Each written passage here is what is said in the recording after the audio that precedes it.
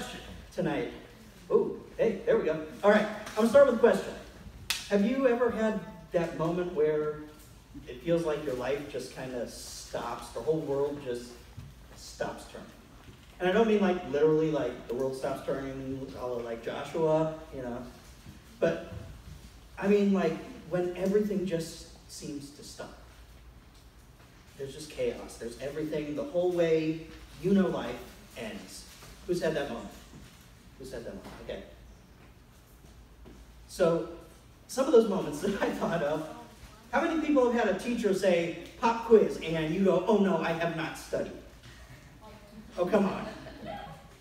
There's a couple of you that are like awesome students in here that have never had that feeling. It's like your stomach just drops out. Or maybe you get that moment when you get in trouble and your parents take your phone. Did your world end? Yes. Did your world end? I couldn't live without my phone. That's what I'm hearing. Okay. So what about that moment when you're watching the game and for the third time today the Panthers turn the ball over in the first quarter? That one hurt. That one hurt right there. Just a little bit. But everybody has those moments, right? Those moments when the world just seems to stop turning. And it's tough. And last week we talked about change, right? Pastor Steve told us all about how life is subject to change. How everything at the drop of a hat can just be different.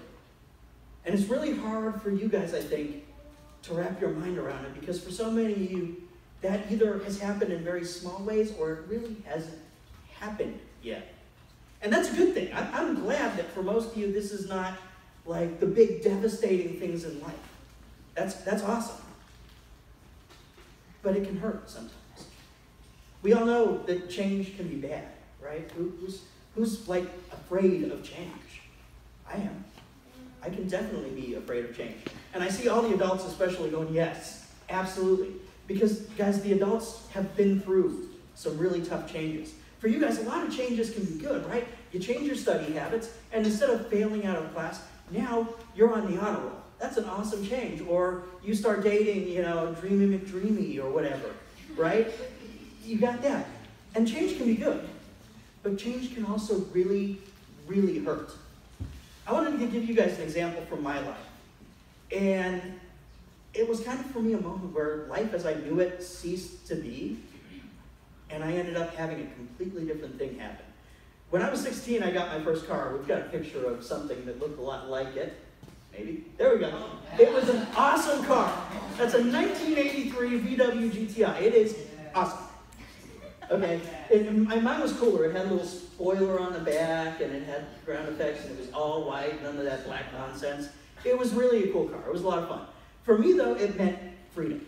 I got to do what I wanted to do, because I grew up in Southern California, and you had to have a car to go anywhere, to do anything. And my church was about 45 minutes to an hour away from my house, depending on what the traffic was like. So my parents were not going to drive me anywhere to church. It just wasn't going to happen except on Sunday mornings, and I wanted to play in a band. So getting a car to me meant like my whole freedom, my whole way of life was kind of wrapped up in, hey, I've got this car now.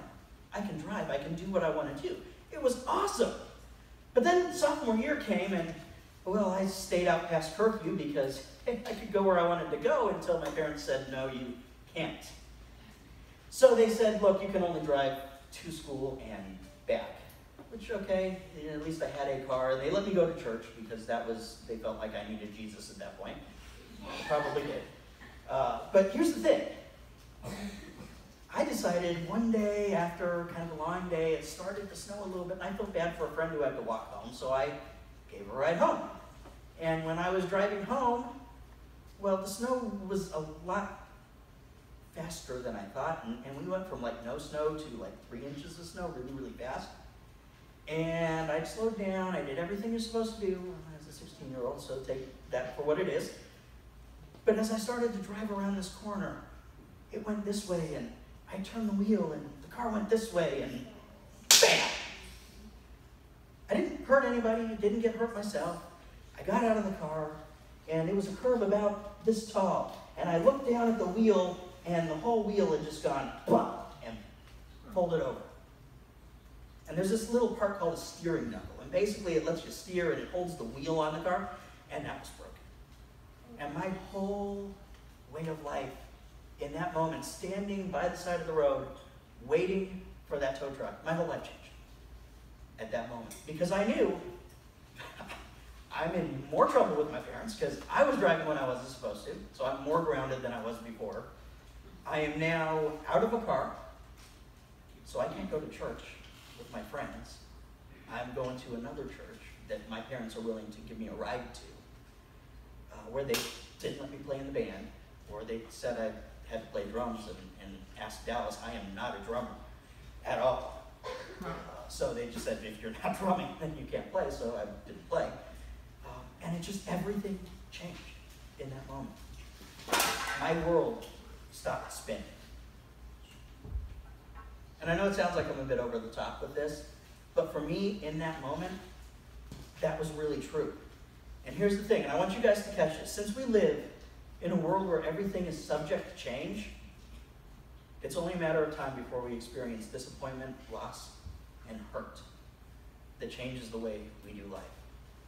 So you guys, we all face these different moments in time that our world stops turning, right? So maybe for you it's you failed a class. You had to give up part of your summer to go to summer school.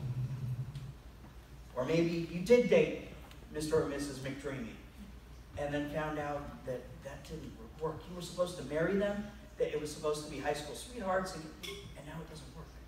That's over. Or maybe you had a best friend and they said something or you said something and feelings got hurt and now you're no longer friends. Or maybe like a friend of mine in high school, you had an injury and couldn't play your sport anymore. Or maybe for some of you it's your grandparent died or your parents got divorced, or maybe it's something else. Right? Those are hard times. And again, I pray that maybe there's some of you guys that haven't had these things and you live there and awesome. That's awesome. But you got to think about this. No matter what it is for you, we all end up in situations where we have negative changes in our lives. We all end up in situations of hurt. And they feel not like a comma, like, so this happened, comma, and, right? They feel like a period. This happened.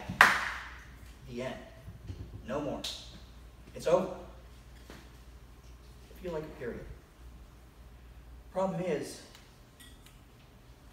when those things happen, we feel alone.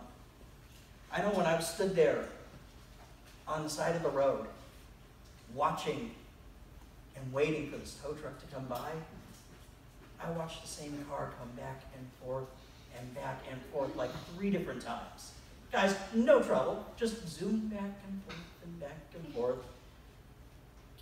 And I felt like, man, that person didn't stop. That person didn't do anything. My family's not even here to, dang, I'm by myself. We feel alone in our hurt. We feel alone in our disappointment, in ourselves and others and God. We just feel alone. And it's so easy when life gets tough to feel like you're all alone. And I know a lot of you have been in that situation. And I'm not going to ask for hands. And I hope I'm not bringing up something that's too painful. But you got to know that we all get there. And we all reach that point of, what do we do when there's nothing to do? What do we do when our only option is to just sit there and cry? Or to just put our hands up and go, I don't know, I'm done. See, Scripture is full of people that do that have those moments, right? I think about Daniel, and you guys have heard the story of Daniel.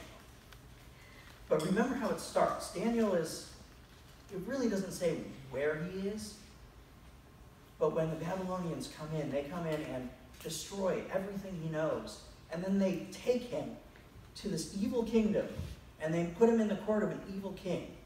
And they say, you're going to do life in a completely different way that you've never done before. Everything changed. Or David, the king, after he goes and conquers and does the Goliath thing and becomes king himself, and so many things happen, and his son, his own son, stops him and tries to hunt him down and kill him so that he can take over the throne.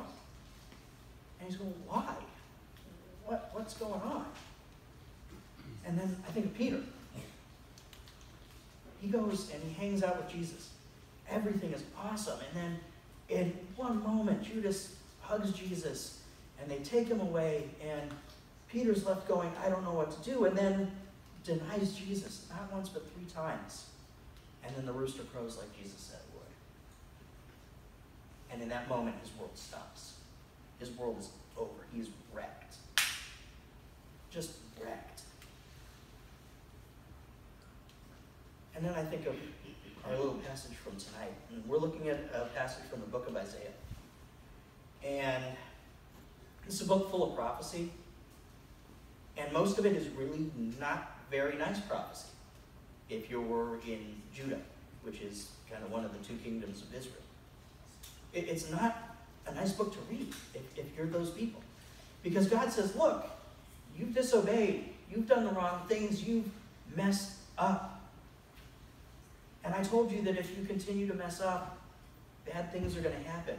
Early in the book, he says, look, I've done everything. I've left you so battered and bruised from the correcting punishments I gave you, from the spankings, basically, that there's nowhere I can hit that isn't already bruised. And you haven't listened. So this is it, guys. I've got to let you guys be taken over. And to be taken over back in the ancient world is not nice.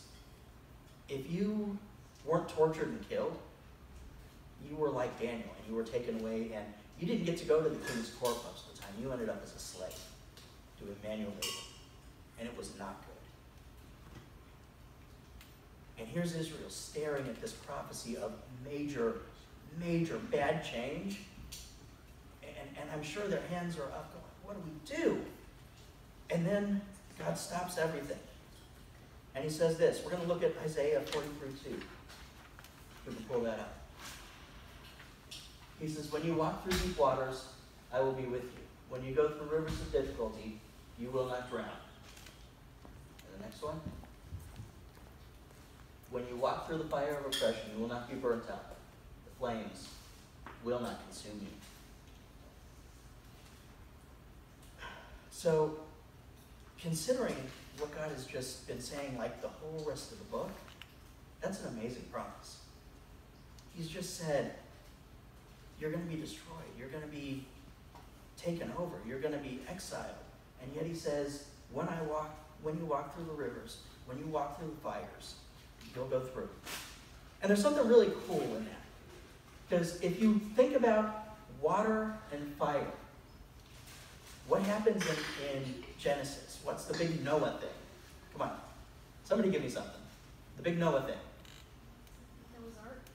Yeah, why did he build an ark? Oh. Go ahead. So he could save the animals from the flooding? The flood. Okay, we got the flood. So he destroyed the world with a flood. What happens in Revelation? How's the world destroyed? Literally everything but a flood. What's that? It's destroyed by literally everything but a flood. Actually, it's not a flood, it's fire. So the It flood says is... literally everything except a flood. That's true, yeah. Exactly. So it's fire.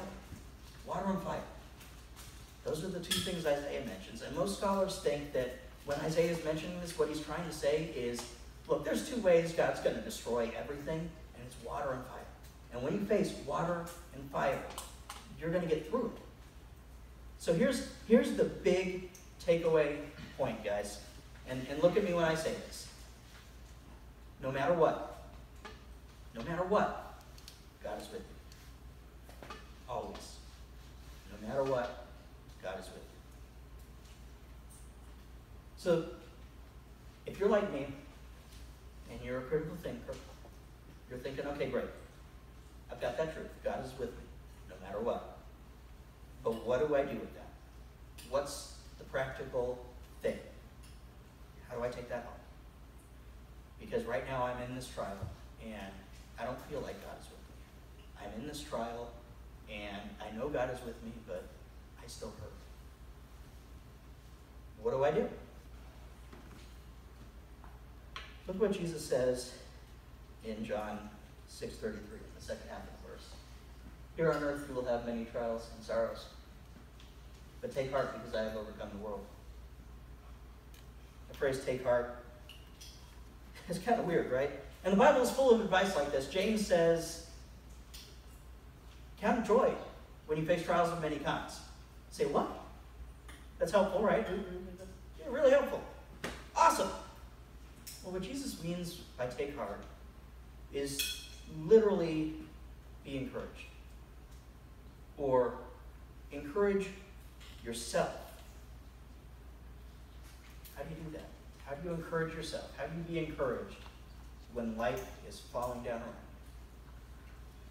There's kind of two things that I can think of. The first one is something that you see over and over and over and over again in the Old Testament. God says, remember. Remember. Okay? Memory in the Old Testament is huge. I know I've said it before, and I'll continue to say it because it's so important. Memory is a huge thing. Remember what God has done. That's what God always says to Israel. In all these things, remember that I took you out of Egypt and I brought you into the promised land. Remember what I did. That's always God's thing. And he says, remember. And I think for us that's as true as it is for ancient Israel. We have to remember.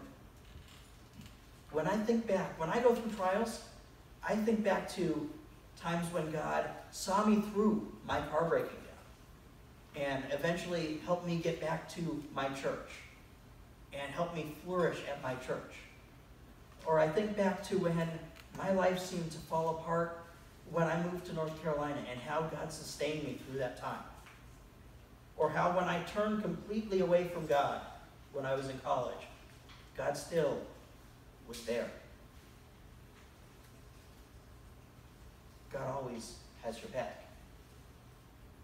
I love that poem, Footprints in the Sand, that Miss Tammy shared a while ago, but basically that story says this guy walks along the beach and he's walking with God and he looks back and he sees all these footprints in the sand, 2 pairs. But he notices that in all the rough times, there's only 1 pair. And he looks at God and he says, God, why did you leave me in those times? Why did you leave me? God says, that was not me leaving you. That was me carrying you. I carried you through those times.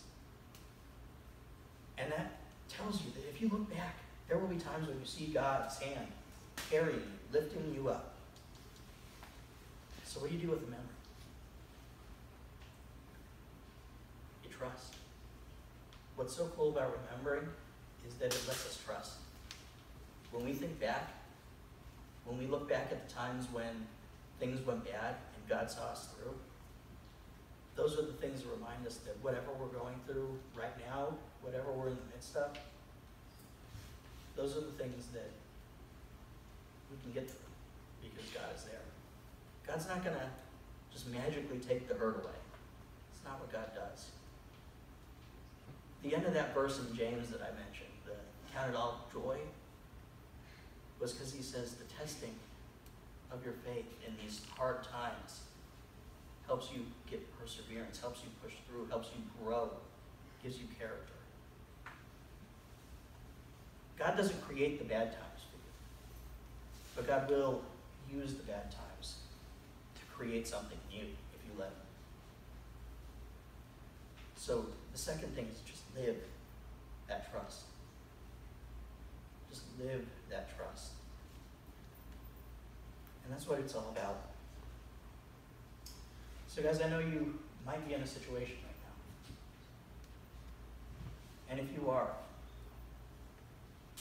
know that you've got a lot of people around you, myself, Steve, Dallas, Tammy, all of these adult leaders that are here, that love you guys so much, that want to help, because that's what God does, is he puts people in your life to help lift you up.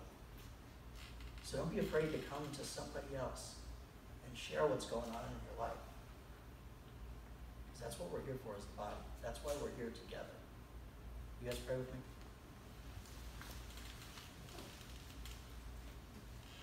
Father, we thank you, God, so much for everything you do, for the blessings you give us, God, for sustaining us through all the difficult, hard times of life. God, we ask that as we go, you would help us remember those times, that you would help us to turn towards you, to remember you, and to lean on those memories, knowing that you will sustain us, you will guide us, and you will take care of us. And God, that you will never, ever leave us. In Jesus' name.